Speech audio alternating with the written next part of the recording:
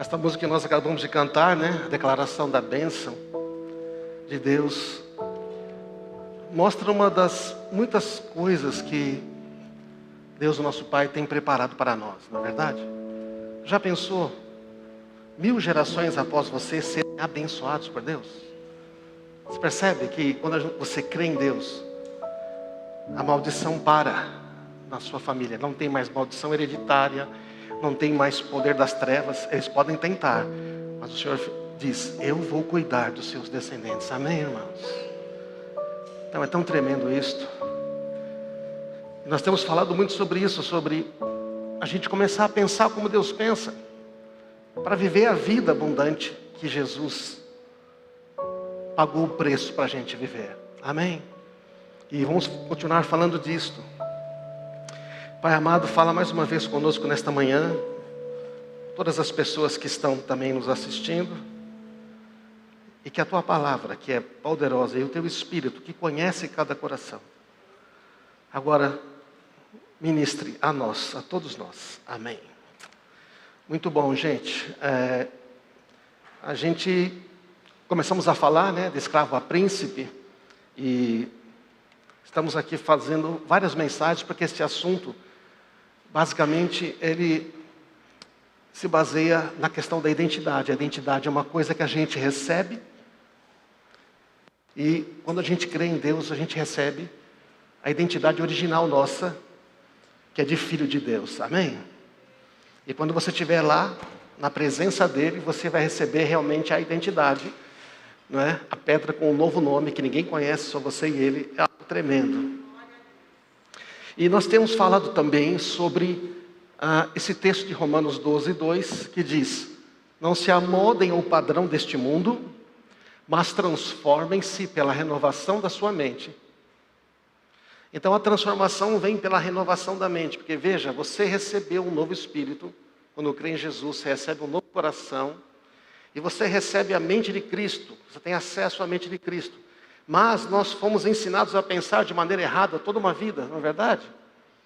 E aí ele está dizendo, você tem que renovar a sua mente, para você ser capaz então de experimentar tudo aquilo que você tem direito como filho de Deus, a boa, perfeita e agradável vontade de Deus.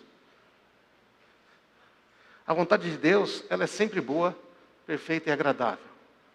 Não é que tem uma vontade que não é boa e uma que é boa, uma que é perfeita, outra que não é perfeita, não. Só tem uma vontade de Deus. Por isso, somente uma nova maneira de pensar produz uma nova maneira de viver. E na nossa geração é muito comum as pessoas dizem assim, eu sinto isso, eu sinto aquilo. Nunca uma geração viveu tanto por sentimentos, já percebeu? Eu sinto, então é verdade. Gente, essa é uma grande mentira. Não é porque você sente que é verdade. Eu me sinto um lixo, então sou um lixo. Mentira. Mas você não crê que eu estou me sentindo assim? Creio. Mas você se sentir de um modo não significa que você é isto. Porque enganou o seu coração, da perspectiva dos sentimentos. Cuidado. Quando você começa a sentir coisas negativas demais, é o padrão dos pensamentos que está errado. A questão não está nos sentimentos. Porque os sentimentos são consequências da maneira como nós pensamos e nós vemos e interpretamos as coisas ao nosso redor. Nós não somos só emoção, nem só razão. Nós somos semelhantes a Deus. Amém? E temos um espírito. Então, hoje nós vamos falar, e a gente tem mostrado muito isso aqui. Eu estou mostrando essas coisas em todas as reuniões, por quê? Porque o Espírito Santo nos transportou das trevas para a luz. Amém? Jesus na cruz nos transportou do império das trevas para o reino da luz, o reino do Filho do seu amor. Deus faz isso através de Jesus na cruz. Então, só que nesse caminho das trevas para a luz, alguns de nós ficamos no meio, está vendo o meio ali? Meio nas trevas, meio na luz. É o caminho da religiosidade. Religiosidade. Onde não é suficiente a graça de Cristo. Tem que ter alguma coisa a mais. Então, e aí, tem muitos cristãos que às vezes estão lá, mas ele guarda o santinho, ele guarda ali o negócio da promessa, porque vai que dá certo. Lá atrás, no passado, eu fiz uma promessa para ação de alguma coisa, eu tenho uma imagem aqui e tudo. Então as pessoas ficam ali. Ou então elas acham que elas têm que fazer coisas para merecer bondade de Deus. Porque, veja, o que você faz é em obediência ao amor de Deus. É lógico que você faz coisas, mas não para conquistar o amor de Deus, porque você já tem. Amém, irmãos? A graça nós já temos. Eu vi 3 concordando. A graça já é nossa, já nos foi dada. Mas aí a gente acha que não, que afinal de contas não pode ser assim. Porque a gente acha que a nossa experiência de vida é mais, que nós somos mais inteligentes do que Deus, ou que nós podemos saber mais do que Deus, baseado no que a gente sente, no que a gente acha, no que a gente pensa. Então, por isso que nós vamos falar hoje sobre destruir fortalezas. O que é uma fortaleza? Fortaleza, ela é mais identificada pela gente como aqueles castelos, aquelas cidades encasteladas, onde tinham muralhas, não é? E ali dentro as pessoas ficam protegidas dos inimigos. Olha que interessante esses 2 textos. Leva-me à rocha alta e segura, pois és meu refúgio e minha fortaleza, onde meus inimigos não me alcançarão. O salmista está dizendo o quê? Senhor, Tu és a minha rocha. Tu és o meu rochedo, a minha fortaleza. Todas as analogias falam que eu estou num lugar protegido, oculto dos meus inimigos, eles não podem chegar. Colossenses 3 diz, a sua vida está escondida com Cristo em Deus. Então, o inimigo não pode tocar, amém? Ele é uma fortaleza, torre forte é o nome do Senhor, diz outro texto. E Naum 1,7 diz, o Senhor é bom. Diga, o Senhor é bom. Um refúgio, uma fortaleza em tempos de angústia. Ele protege os que nele confiam. A questão da fortaleza está ligada à confiança. Eu estou numa fortaleza, eu me sinto protegido, eu tenho confiança de que aqui o inimigo não vai me atingir. Então veja, esse é o conceito positivo, mas também, vamos lá, fortaleza, refúgio, proteção, segurança, confiança. Este é o conceito de uma fortaleza. Fortaleza é uma coisa onde você deposita confiança. Você fala, é certo, é assim. Então isso para o lado positivo é maravilhoso, mas também tem um lado negativo, né? E quando uma fortaleza é uma fortaleza do inimigo? Estão acompanhando, gente? O 2 Coríntios 10, 3-5 fala, não é? Paulo está explicando para os coríntios que eles tinham um problema com fortalezas. Aliás, é um problema do ser humano. Ele está falando para a gente que já tinha experimentado a graça de Deus, que crê em Jesus, e eles, especialmente esta igreja, eles tinham dons, aconteciam milagres, porém, olha o que ele fala, embora vivamos como homens, não lutamos segundo os padrões humanos. Embora a gente viva como um ser humano, não é? Na versão mais tradicional, embora vivamos na carne, não militamos segundo a carne. Embora nós tenhamos este corpo físico, e somos humanos, temos pensamentos humanos, emoções humanas, sentimentos humanos, mas nós não lutamos segundo os padrões humanos. As armas com as quais lutamos não são humanas. Peraí, ele está dizendo que nós temos armas que não são humanas. Legal, né? Não são humanas, mas são poderosas em Deus para destruir fortalezas. Então ele fala, ei, você tem armas, só que não são as humanas, tá? E o que você tem permite você destruir fortalezas. Mas que fortalezas são essas? Ele explica. Destruímos fortalezas, ou destruímos argumentos, raciocínios, ideias, e toda pretensão, altivez, aquela coisa que se acha melhor, superior, aquilo que na sua mente você acha que é superior a outra coisa, vale mais que outra coisa.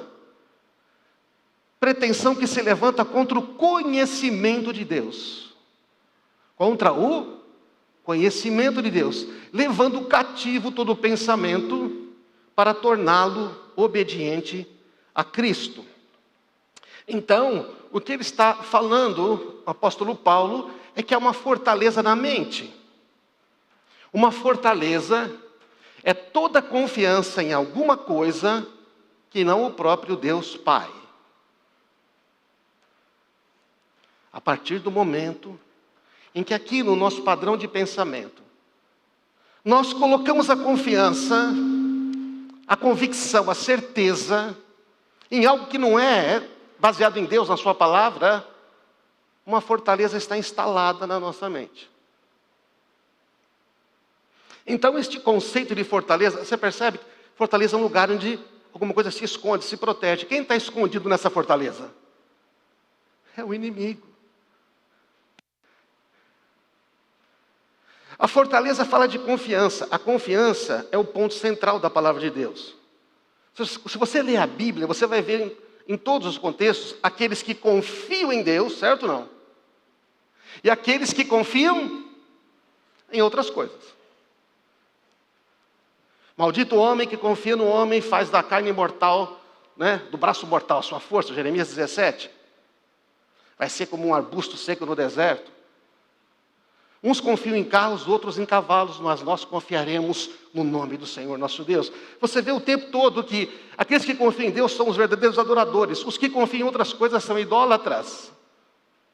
O meu povo, Jeremias 2, o meu povo me abandonou, a mim, o manancial das águas vivas, e cavaram poços, cisternas rachadas que não retêm água. Para que você quer pegar água da chuva? Eu sou a fonte. O que ele está dizendo? Vocês estão botando a sua confiança em ídolos. No homem, ídolo. O que é ídolo? Dinheiro é um ídolo. Não é? Falsos deuses, demônios. Confiança em ídolos. Então, basicamente, a confiança é o ponto central. E você vê que sem fé é impossível agradar a Deus. Volta um pouquinho. Sem fé é impossível agradar a Deus. Por quê? Pois quem dele se aproxima precisa crer que ele existe e recompensa aqueles que o buscam. Está interessante que o texto não diz, olha, estou falando de fortaleza e de confiança, certo? Não. Isso é muito sério. Aqui eu estou explicando para você como funciona. Estou expondo você à palavra de Deus. Uma fortaleza é uma coisa que você põe confiança. Você põe confiança em Deus, Ele é a sua fortaleza, socorro presente no tempo da angústia. E você põe fortaleza numa mentira, algo que você acha que é verdade, parece com a verdade, isso está arraigado no seu pensamento. Para ter fé, segundo esse texto, Deus se agrada da fé.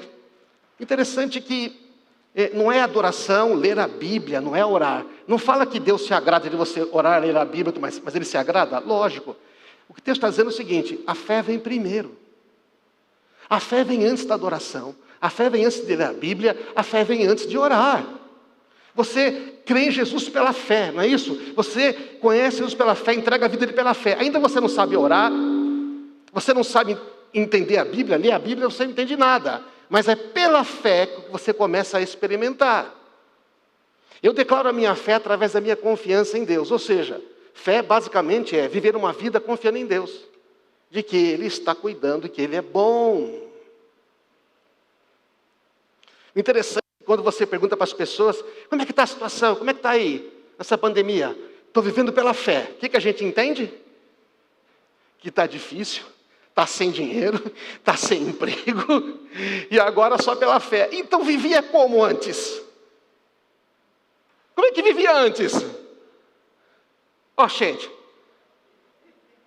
E você vivia antes pelo quê? No meu braço. Nada, você continua vivendo pelo seu braço. Se você fala que agora está vivendo pela fé, você não está. Porque ou se vive pela fé, ou não. Porque ou você confia em Deus, ou não. Aí se você estiver no meio dos círculos lá, aí eu confio um pouco em Deus, um pouco no capeta, eu confio um pouco em Deus, mas eu faço uma fezinha é assim.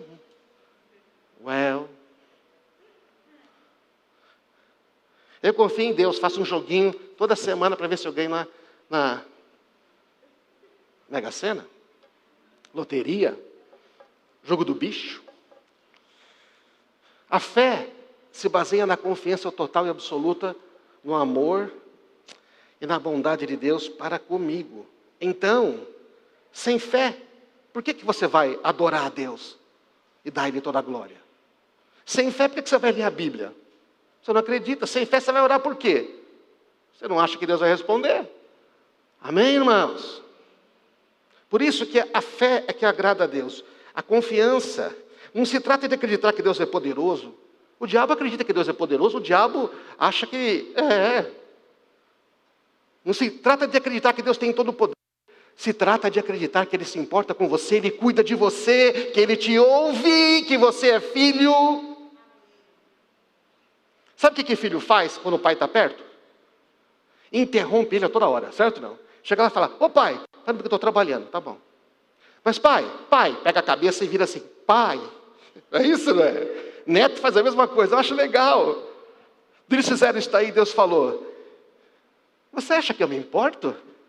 Você acha que você me interrompe? Por que você adia para falar comigo? Eu falei, oh Deus. Amém.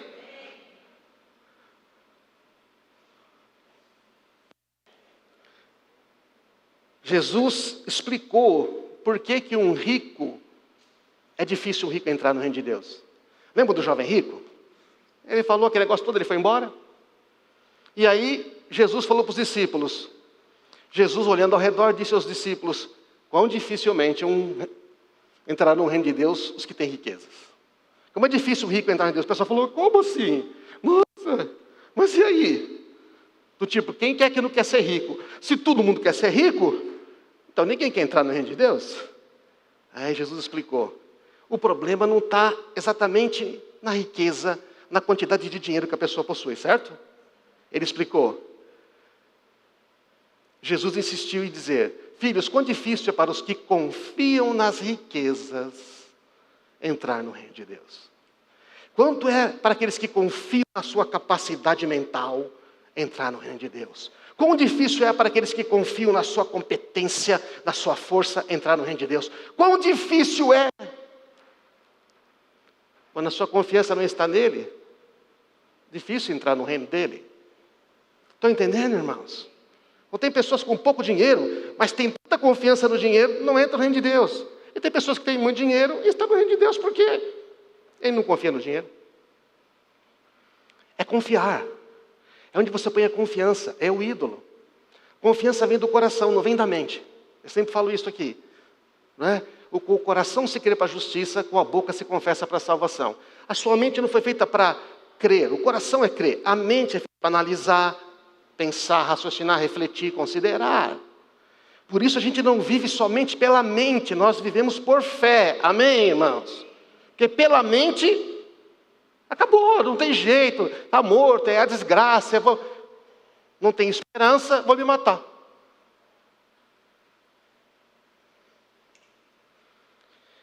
Então a confiança, que é a base, não é?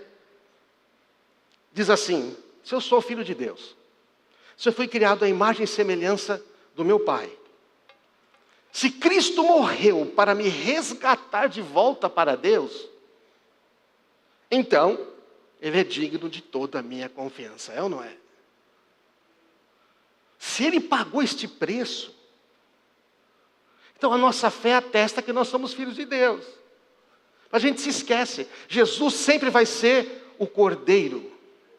Digno é o Cordeiro que está sentado no trono. Esta imagem, Jesus sempre vai ser o Cordeiro assentado no trono. Por quê? Para a gente nunca esquecer que a nossa redenção está baseada no sacrifício do Filho de Deus, do Cordeiro de Deus que tira o pecado do mundo. Por isso que lá na visão do Apocalipse é o Cordeiro que se assenta. A gente canta ao Cordeiro que se assenta no trono. Ele sempre vai ser o Cordeiro. A nossa identidade está baseada na graça, no fato de que Ele nos amou, não vai nos abandonar. A nossa fé está, então, baseada na absoluta confiança do amor de Deus por nós. Aí é fé. A gente não sente? Sente. Qualquer cultura você pode observar que as pessoas botam fé em alguma coisa. Não é verdade, não? Nossa cultura aqui, o pessoal ainda bota muita fé em, por exemplo, essas questões de adorar os ídolos. Outro dia uma irmã nossa falou, não sei se foi o Edson Albino, falou, uma fila enorme que tem aqui numa casa de umbanda, os caras vão lá, faz fila, faz a consulta e vai comprar os trecos. Onde que está a confiança deles? Hã? E alguns que correm só dinheiro, dinheiro. Tem cristão que está trabalhando, se matando de trabalhar e fala, não, depois Deus vai me abençoar, Deus está me dando um espaço agora, Ele está me abençoando, eu vou trabalhar. Está botando a confiança em Deus ou está botando a confiança no dinheiro? Hello, estão vendo, irmãos? Tem algum problema em trabalhar? Não. Mas Salmo 127 diz, tem uns que estão dormindo tarde, dormindo cansado, comendo pão de dores, e o pessoal que está dormindo tranquilo, confiando que Deus vai prover. Salmo 127 são 2 casas. O 128 fala, bendito o homem que confia no Senhor, faz a sua esperança. A sua casa, sua esposa videira frutífera, filhos abençoados, não vai ser envergonhado. Então, toda essa questão de confiança vai explicando para a gente. Então, a fortaleza, não é, irmãos? A fortaleza está na mente, a batalha é na mente. E o texto diz agora, voltando para o texto, destruímos argumentos e toda pretensão que se levanta contra o conhecimento de Deus. Fortaleza na mente são os padrões de pensamento que vão contra o conhecimento de Deus.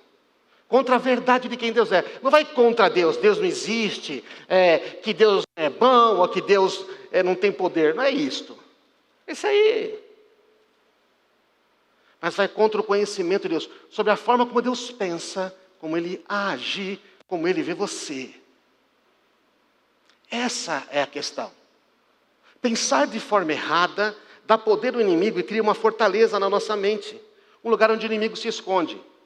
Na maneira de pensar. Veja, eu estou falando que não é de pensar coisa errada. Todos nós pensamos coisa errada, certo? Não, a gente pensa besteira. A questão é a forma de pensar. A estrutura de pensamento é errada. Vou dar um exemplo. Imagina que você fez uma gelatina. Sabe aquela gelatina de forma, aquelas bonitas? Né? A Marisa fazia uma que misturava várias coisas com... esqueci o nome daquele negócio. Creme de leite, tudo colorida. Botava naquela forma, ficava aquela gelatina bonita, né? Agora imagina você ter essa gelatina bonita aqui. Aí você pega um pouco de água fervendo e joga nela. O que vai acontecer? Vai cavar uns buracos, não vai? A gelatina vai derreter, vai cavar uns buracos, vai fazer um buraco no meio, vai fazer umas canaletas assim na gelatina. Imagina que isso é a nossa mente. Criado para ser puro, para ser do Senhor. Mas nós fomos nesta vida, marcados, entristecidos. Não é? Criou marcas na nossa maneira de pensar. Se você jogar água fria na gelatina, a água fria vai escorrer pelo buraco que a água quente fez. A forma de pensar é isso. Você está tão convencido de certas coisas são assim, que você pensa assim, você conclui errado. Não é só pensar uma coisa errada, é pensar errado. Por exemplo, que eu tenho que sofrer muito para merecer coisas boas de Deus. Aí quando um irmão se converte, e em 6 meses dá tudo certo para ele, o outro fala assim, não, eu estou aqui há 10 anos e Deus me abençoa assim. Ele pensa que ele tem que sofrer. Por que o outro não tem que sofrer também? Estou entendendo o exemplo? Essa forma de pensar é colocar a confiança fora da palavra de Deus. A fortaleza é um lugar que você não enxerga quem está dentro. O problema da fortaleza na mente é que você não sabe que tem. Ops. Você acha que não tem? Não, você acha que está certo. Precisa do Senhor revelar alguma coisa para você falar, ei, essa maneira que eu penso não está na Bíblia.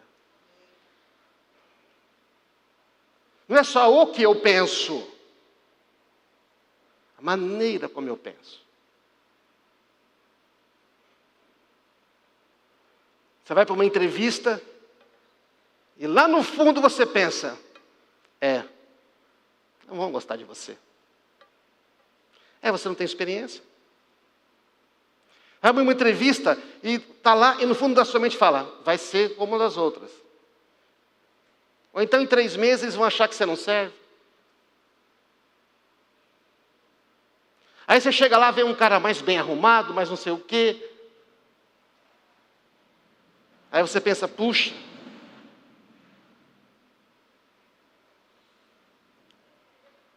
Estão entendendo, não? Quem disse? Só que sabe o que é o problema? É verdade. Você tem pouca experiência. É verdade. Você colocou lá em inglês intermediário, mas é um inglês muito ruim. É verdade. Você não sente confiança para aquela área, você fica pensando se vai dar. É verdade, porém, isto é uma verdade hoje, é um treco. Hoje é domingo, tais horas, tal. Mas o que Deus pensa sobre você é que Ele te faz mais sábios do que os mestres dele. O Espírito Santo de Deus é criativo, Ele vai te ensinar todas as coisas. Mas a sua mente é dominada por uma armadilha, uma estrutura errada de pensamento. Você pode aplicar isso para casamento, para filhos, carreira, cor de pele, altura, peso. Não é verdade, não? Formas de pensar que são fortalezas. Alguns exemplos. Meu casamento está em crise, eu penso, já tentei de tudo, não adianta, é melhor me divorciar. Quando você pensa dessa maneira, por exemplo, nessa pandemia, muitas surpresas aconteceram. Casais aí que se divorciaram, separaram, que a gente nunca imaginava. Tem um músico aí, cara, composições maravilhosas, a gente canta muitas músicas dele. Aí sai lá que o cara se separa, fala, o quê? Mas manda esse cara não. É triste, dói. Não sou capaz de crer numa solução através da graça redentora de Jesus. Quando eu digo assim, meu casamento não tem mais jeito, estou dizendo, Deus não é capaz de resolver esse problema. Está fora do alcance do Todo-Poderoso transformar o meu casamento. Mas separações acontecem. Não estou dizendo que não acontecem. Mas eu tenho certeza que muitas e muitas não aconteceriam se pensasse de maneira correta. Por que desistir tão cedo? Deus honra a aliança. Estão entendendo, irmãos? A gente desiste, a gente não acha que tem uma solução pela graça, pelo amor, pela redenção. Jesus tem solução para todos os problemas. Por exemplo, aquela pessoa não tem caráter, sempre comete os mesmos erros. Não dá, esse aqui, você pode pensar, eu já vi pai falar isso de filho, não tem jeito, esse meu filho não sai mesmo, ele não vai sair disso. Fala, ei, você está dizendo que Jesus não tem poder, a cruz não tem poder, o sangue de Cristo não tem poder redentor de transformar o seu filho? Eu olho e julgo. Fazemos com amigos. Estamos na célula, essa pessoa não tem jeito, isso nunca vai dar em nada. Você está caindo na armadilha que Deus não pode transformar aquela pessoa. E aí, quando você acredita que Deus não pode transformar aquela pessoa, você cai na armadilha dessa fortaleza e você deixa de ser parte da solução. Você para de orar. Você para de crer. Um casal de amigos seus se separou, não queria. Aí você conhece a situação e fala, não tem jeito mesmo, é melhor ficar separado. Por que não? Gente, enfermidade, separações, problemas, a gente sente essa dor. O que a gente faz com essa dor? Nada eu levo a Deus, fala, Senhor, tem uma dor aqui. Podia ser diferente. O Senhor pode curar. O Senhor pode prosperar. A gente começa a interceder, buscar a Deus. Dizendo, eu creio que há uma solução nos céus para isso. Amém, irmãos? Mas a gente fica ali muito conformado. A gente não tem confiança. Aliás, quando a gente não tem confiança na palavra de Deus, sabe o que a gente faz? Não obedece a palavra de Deus. Não obedece meio a meio. Obedece um pouco, obedece mais ou menos. Estão percebendo a questão? Tá? Outra forma de pensar. Não tem uma solução financeira para a minha vida. Já tentei de tudo, sempre dá errado, nunca vou ter sucesso. É um fracasso, é outro. Eu passei do tempo, eu perdi o tempo, eu não estudei. Sabe essas coisas todas? Eu não fiz, eu devia ter feito. Nossa, tanta coisa que eu devia ter feito. Quanta oportunidade que eu perdi. Teve uma época que eu fiquei meio deprimido. Eu falei, poxa, eu perdi tanta oportunidade. Eu tinha ganhado uma bolsa de um estudo internacional quando eu consegui fazer, porque eu fiz uma coisa errada. Aí você quer entrar na máquina do tempo, né? E Deus fala, não precisa, filho, eu tenho uma solução para você agora.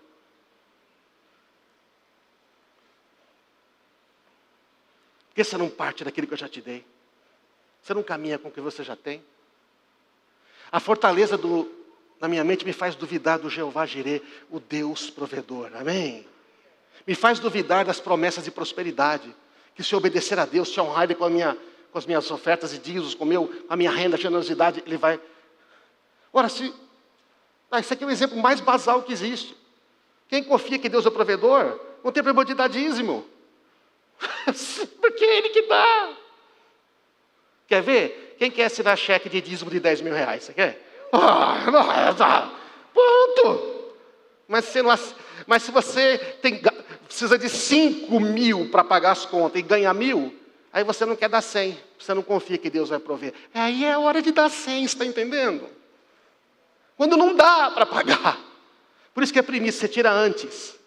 Confiança eu tenho tanta certeza que vai dar, que eu tiro antes. Eu tenho tanta certeza que vai dar, que eu não vou falar que não vai dar certo, que eu não vou falar que vai quebrar, que eu não vou falar que aquele cara não tem jeito, que aquela mulher não muda, que aquele filho não... Eu não vou falar isso, vou falar o que Deus fala. Amém? Aí é fé. Isso é destruir fortaleza.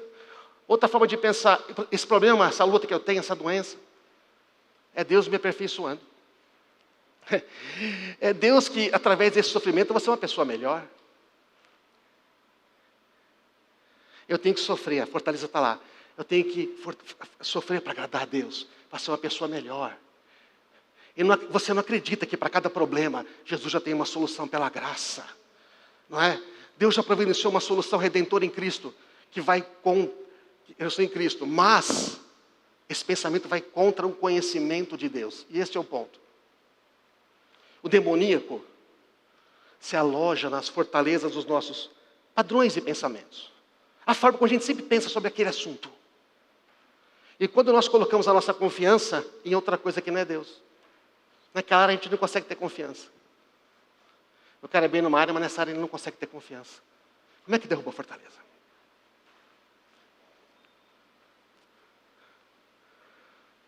O sábio conquista a cidade dos valentes e derruba a fortaleza em que eles confiam. Precisa de sabedoria. Sabedoria fala de palavra de Deus. Sabedoria fala de conhecer a Deus. Sabedoria fala do Espírito Santo, que Ele é a sabedoria. Fala do temor do Senhor, que envolve crer na palavra e praticar esta palavra. Sabedoria é pedir a Deus sabedoria que dá a todos e não põe impedimento algum. Tiago capítulo 1. Não é verdade?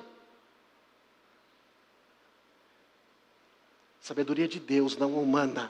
Sabedoria de Deus. Mas nós usamos a nossa sabedoria humana. Nós usamos a sabedoria humana.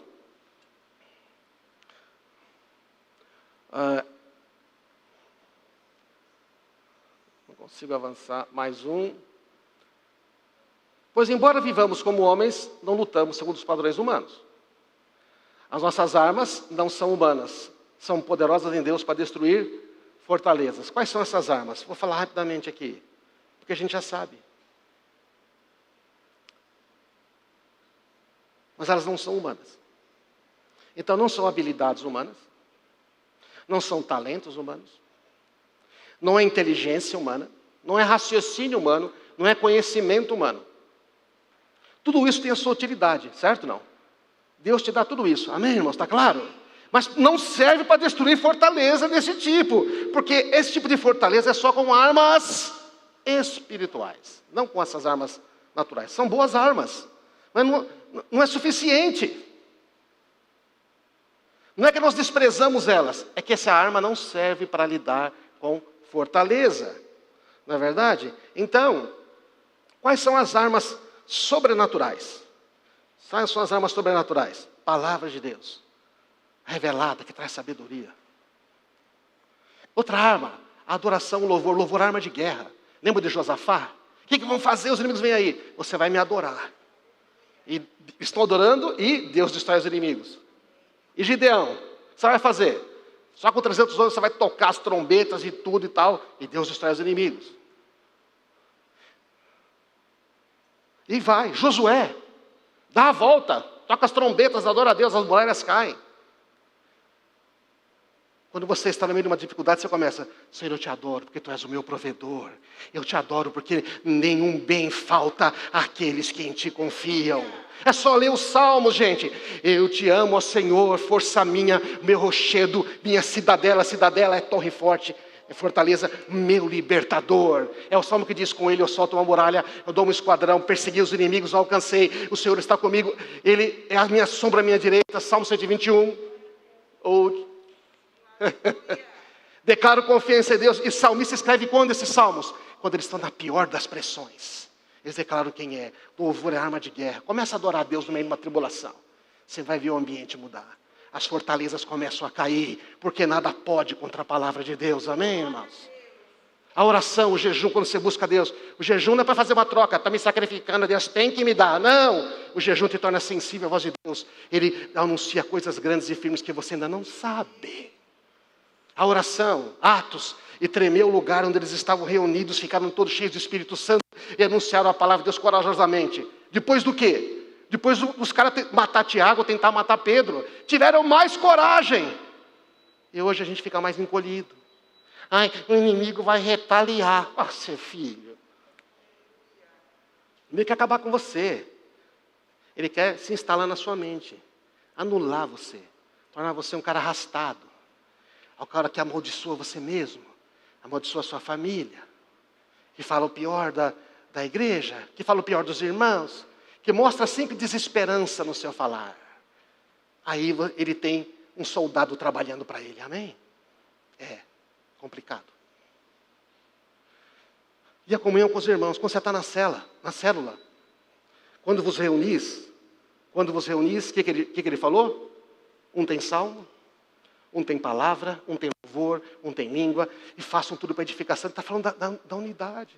Por isso que comunhão é importante, a célula é importante, estar junto é importante. São armas sobrenaturais, gente. Não é? O discipulado, você vai abrir o coração. Em vez de você tentar lutar sozinho com aquela pressão, fala com alguém mais maduro. A oração de um justo é poderosa em seus efeitos, amém? Confessa a tentação, confessa o pecado. Olha a frase na capa da Bíblia do Smith Wigglesworth. Esse homem, um cara de fé, ressuscitou acho que mais de 20 pessoas na vida dele. Ele escreveu assim, na capa da Bíblia dele: nunca compare esse livro com outros livros. Comparações são perigosas. Nunca pense ou diga que esse livro contém a palavra de Deus. Ele é a palavra de Deus. Sobrenatural em origem, eterna em duração, imensurável em valor, infinita em escopo, regenerativa em poder, infalível em autoridade, universal em interesse, pessoal na aplicação, inspirado na sua totalidade. Leia tudo, escreva sobre, ore baseado em, pratique, passe para frente. É a palavra de Deus. Amém? Mas se a gente não a palavra, não acredita, não lê, não acredita, não ora. Não acredita, não fala com os irmãos. Eu tenho vergonha, o que vão pensar se eu contar esse pecado? Daqui a pouco vai ficar todo mundo sabendo e você vai ter envergonhado mesmo. Não é vergonha você ter pecado. A vergonha é você não crer no poder transformador do sangue de Cristo, no perdão que te restaura. Amém? Isso é uma vergonha. Que nem falou Gustavo ontem. Muitas pessoas, muitos jovens, eles chegam, não, eu não sei. Porque é assim, você está na igreja, você começa a dizer: o que os outros vão pensar de mim? Se o pastor souber que eu, que sou um líder, cometi esse pecado, vai tirar o meu cargo. Mas quem está nessa igreja sabe que a gente não tira função de ninguém porque pecou. É a pessoa que não se arrepende que vai embora porque não consegue ficar. Amém, irmãos? Não há justo que não caia. A questão é, você quer ficar caído ou quer levantar? Eu tenho vergonha. Bom, se você é cristão, antes de pecar, você foi tentado. Você podia ter feito alguma coisa nesse momento. Já que você não fez, tem que fazer agora. Se não fizer agora, só vai restaurar quando você fizer. Aí a pessoa prefere ir embora, trocar de igreja. Ou às vezes cai na mentira e começa a viver uma vida de escravo mesmo, sendo que ela já não é mais. A igreja não é um lugar de pessoas perfeitas, é um lugar de pessoas redimidas. Amém, irmãos? Por isso a Bíblia fala para não julgar uns aos outros. Mas a gente julga, se julga, você vai lá e pede perdão. Você foi julgado, você perdoa. E a gente continua andando. Mas o que o pessoal faz? Eu não quero mais, não gosto mais daquele irmão. Aí não gosta de ficar na cela, não gosta de ficar no GD. Aí o GD fica travado por quê? Porque tem coisa uns com os outros. E o líder fica lá tentando tocar o GD e os caras tudo bicado um com o outro, porque não querem acertar, não querem obedecer, estão crendo em mentiras.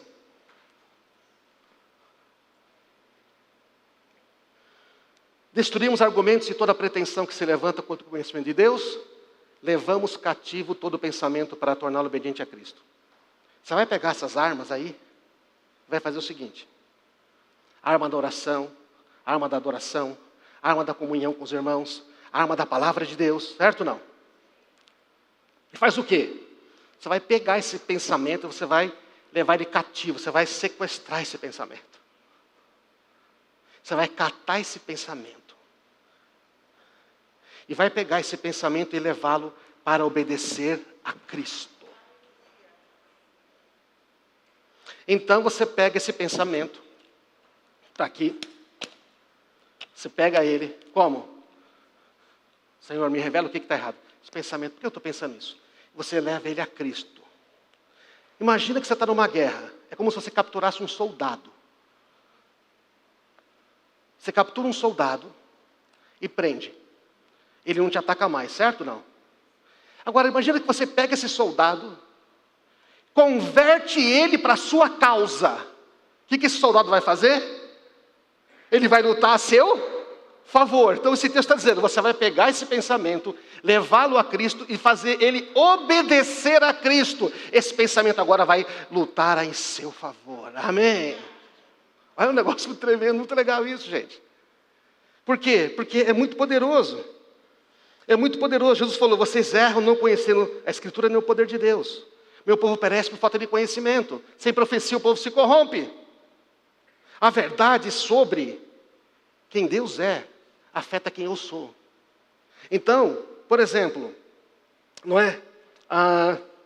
se trata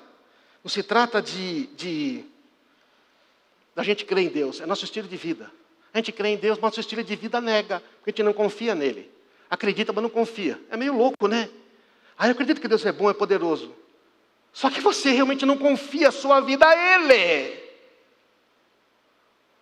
Fica com essas coisas de vergonha, tudo, precisa se arrepender. Você não obedece a Ele, então você não confia nele, porque quem confia, obedece. Você já nasceu, agora, se você não nasceu de novo, você não tem poder para obedecer, você é escravo do pecado.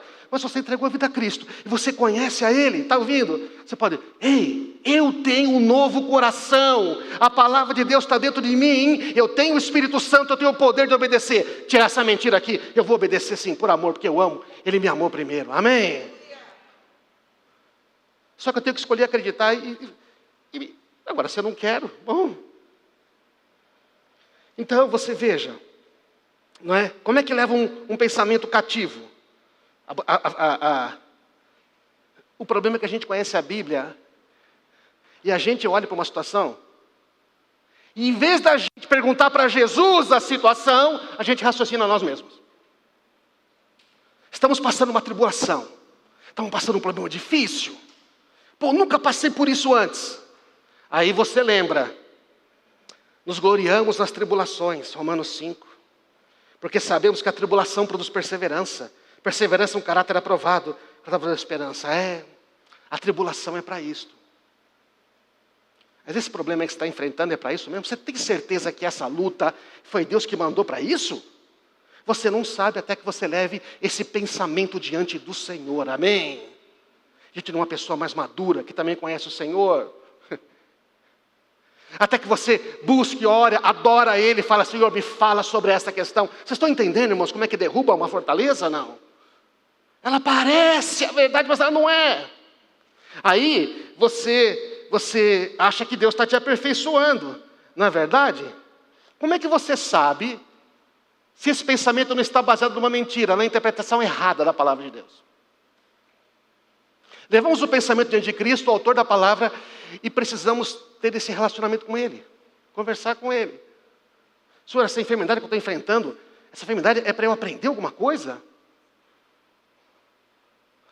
Aí você ouve em Tiago, tenha por motivo de alegria passar por tribulações. Né? Tenha por motivo de alegria passar por tribulações. Sabe que a prova da sua fé vai produzir perseverança. Perseverança tem que ter ação completa para você ser maduro e íntegro sem faltar coisa alguma. É Tiago 1:2:8. Aí a sua mente humana lembra desse texto e fala, Deus está me aperfeiçoando. Mesmo. Você perguntou para Jesus se Deus está aperfeiçoando você através dessa miséria, dessa doença? Está te aperfeiçoando nessa pressão financeira? É isso? Estou entendendo? A gente não sabe quanto não levar para Ele. Somos enganados, o diabo nos engana. Nos engana com a própria Bíblia. Interpretação equivocada. Mas aí você ora, lê a palavra, abre o coração para o cristão. Você se aconselha com pessoas maduras. Isso é o discipulado, amizade, é corpo de Cristo. E aí então, você fala isso e o seu amigo diz, é verdade, Tiago fala mesmo, né? Que a tribulação produz perseverança para a gente se tornar maduro e íntegro. Só que se você continuar lendo a Bíblia, diz, se você tem falta de sabedoria, peça a Deus que dá a todos de boa vontade. Ou seja, se você tem uma pressão, Deus quer te dar sabedoria para sair dela. Amém? Oh, você está trazendo esse pensamento cativo agora a Cristo. Você fala, tribulação, você está aqui para me ajudar, eu preciso de sabedoria. Você tem que continuar discernindo a palavra de Deus. Amém, irmão? Se é de Deus, você vai ter sabedoria para sair. Um já concordou. Se é de Deus a tribulação, Ele te dá sabedoria para sair e vencer. Ele já proveu a saída. Se não é, você vai repreender o inimigo, vai se retroceder e vai acontecer um milagre. Amém, irmãos? Então aí, peça sem duvidar, para não ser como a onda do mar. Então você não duvide, Deus quer te dar isso. Aí em Romanos, né, que fala que gloriamos as tribulações, estamos por perseverança. Aí Jesus fala para você, pois é, mas se você continuar lendo, diz que a esperança não nos decepciona. O amor de Deus foi derramado no nosso coração pelo Espírito Santo. Que Cristo morreu por você quando você era fraco. Por isso, Ele te ama, Ele morreu por você quando você ainda era pecador, para te dar a identidade de filho, para tudo que você pedir ao Pai, Ele te conceda. Então você tem o amor de Deus, Ele te ama, Ele não vai deixar você nessa situação. E provavelmente Ele não botou doença em você, porque Deus não põe doença em ninguém, porque eu não sei, você é pai e mãe que está aqui. Você gostaria de ensinar o seu filho, vou disciplinar você, você me desobedeceu, vou botar um câncer em você, para você aprender a não me desobedecer. Você faria isso? Não. Agora Deus é um pouquinho melhor que a gente, não é? É um pouquinho melhor ou não? Muito melhor e bom. Por isso que Jesus falou, se vocês que são maus dão coisas boas para os filhos, quanto mais o pai não vai dar. Ora, então é mentira. Esse negócio que Deus põe doença para poder ensinar alguma coisa. A doença acontece por N motivos, não vou falar isso agora. Mas Deus fala, você pode crer em mim? Eu posso libertar você. Amém, irmãos? E você não tem tempo para ler, não é? Entendeu? Diz aqui, fomos justificados pelo seu sangue. Agora seremos salvos da ira. Se quando éramos inimigos fomos reconciliados com Deus, pela morte do seu filho, muito mais agora reconciliados, vamos ser salvos. O que ele está dizendo aqui? Ei, se quando você era inimigo, Deus abençoou você, curou você, abençoou você, agora que você é filho, Deus vai mudar de ideia e vai dizer, não vou abençoar. Você está louco? É a palavra de Deus, amém? Completa, esclarecida, revelada. Isso só na intimidade. Aí você pega esse pensamento, leva para Cristo e você fala, a fortaleza quebrada. Você leva para uma pessoa e a pessoa te aconselha com a palavra de Deus e fala, meu Deus, eu estava acreditando numa mentira. Precisa de comunhão, de pessoas.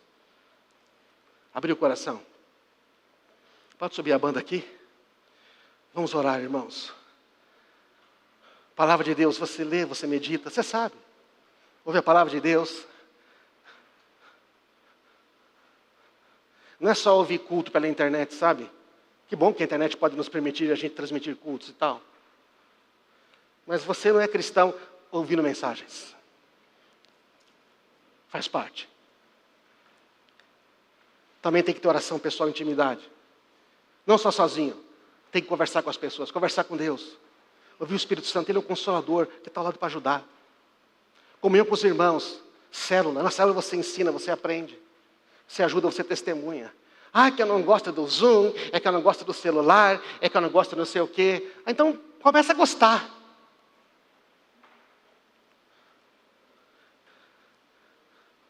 Tem pessoas em outros países, irmãos, que se tivesse a chance que a gente tem de ter um celular e orar com os irmãos, eles estariam dando pulos de alegria. Você saberia, não? E nós que temos aqui, falar, não gosto, é ruim. Qual é o problema? Não vale o esforço?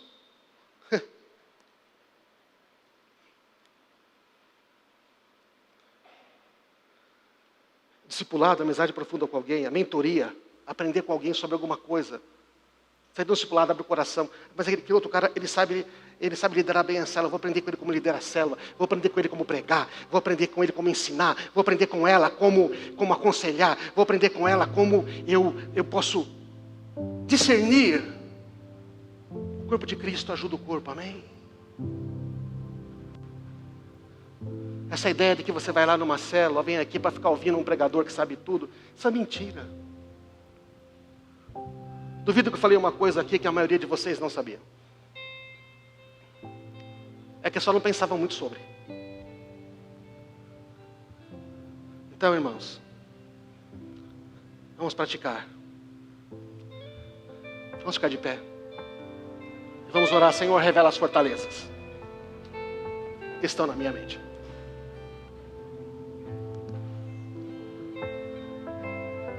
Deixa eu dizer uma coisa, quando você vence uma fortaleza na sua vida, a primeira coisa que você percebe é que você ganha um poder de autoridade, uma posição de autoridade.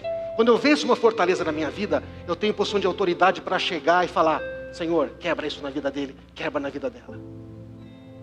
Mas eu não posso chegar aqui para ele, eu vejo que tem uma fortaleza na vida dele e eu falo, você tem uma fortaleza, e isso e aquilo. E o que eu estou fazendo com ele? Julgando, condenando. O que ele vai sentir? Não tem esperança para mim. A fortaleza está lá, amém? Ele não vai entender se ele tem a fortaleza. Mas eu posso falar, Senhor, tem uma fortaleza ali no meu amigo. Eu vejo que ele pensa, eu já venci. Senhor, mostra para ele. Eu começo a orar, a interceder. Porque eu creio que a redenção é a resposta para ele, percebe?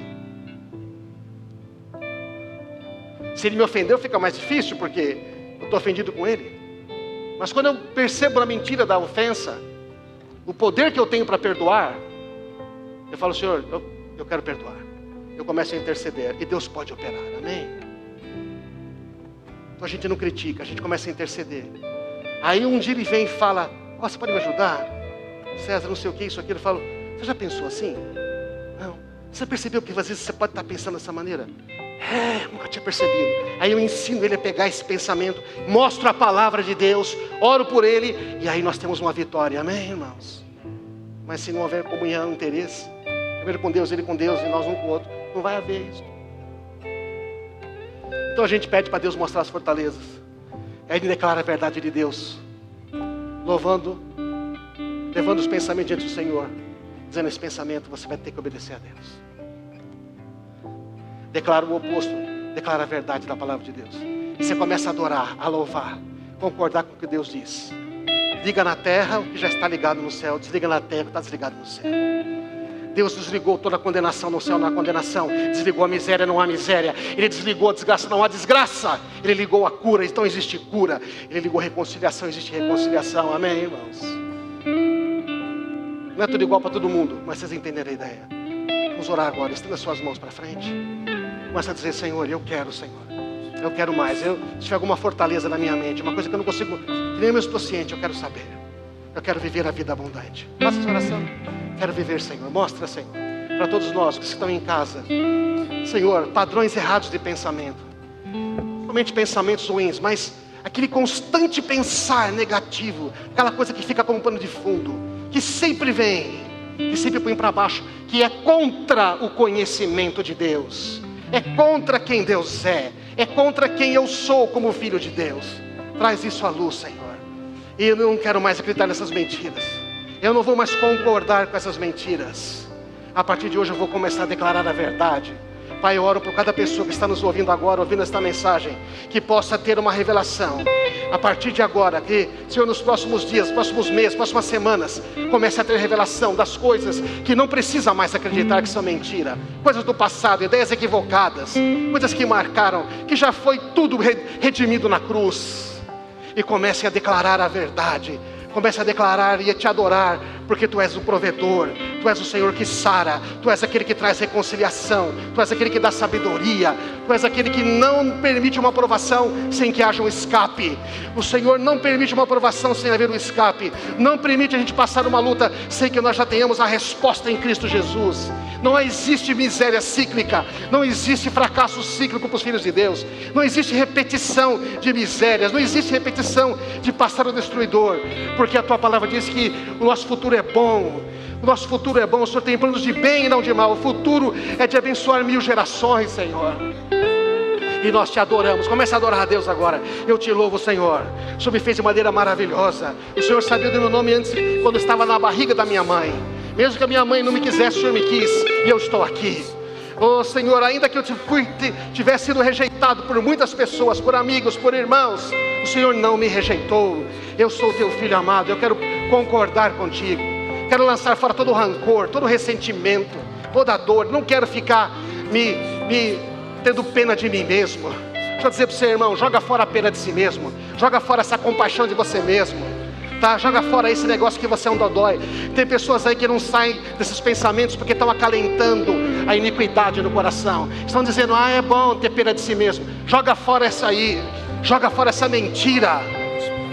Pena de si mesmo é uma coisa horrível, é um pecado medonho. É um orgulho disfarçado. É um orgulho disfarçado. Joga e fala, Senhor, eu não quero mais isto. Eu quero viver na dimensão do Teu poder. Vai falando isso com a sua boca. Oh Espírito Santo, tudo aquilo que causa autocompaixão em você, começa a jogar fora. Me injustiçaram, fizeram isso comigo. Joga fora, isso é mentira. Você não é escravo disto. Você foi capacitado por Deus.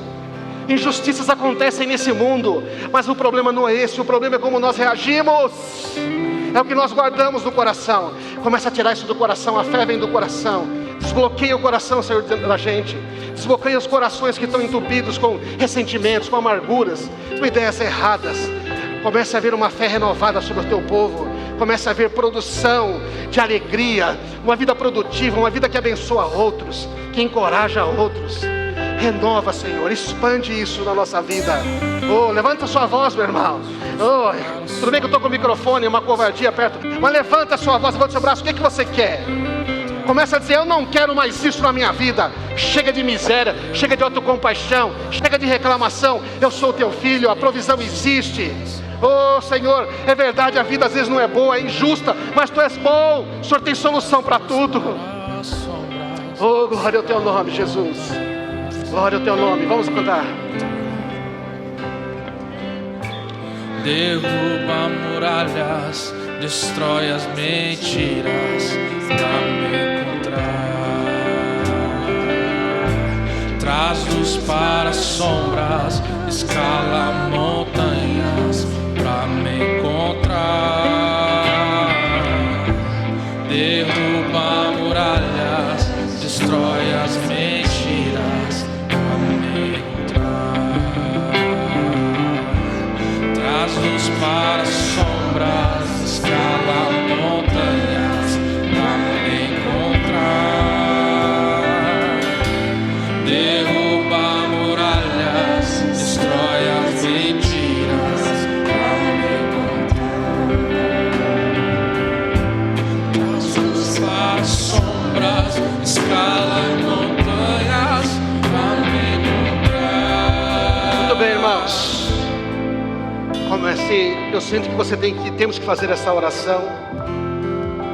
O Senhor me diz, já tinha me falado, muitas pessoas optaram assim por viver e têm o poder de obedecer a Deus.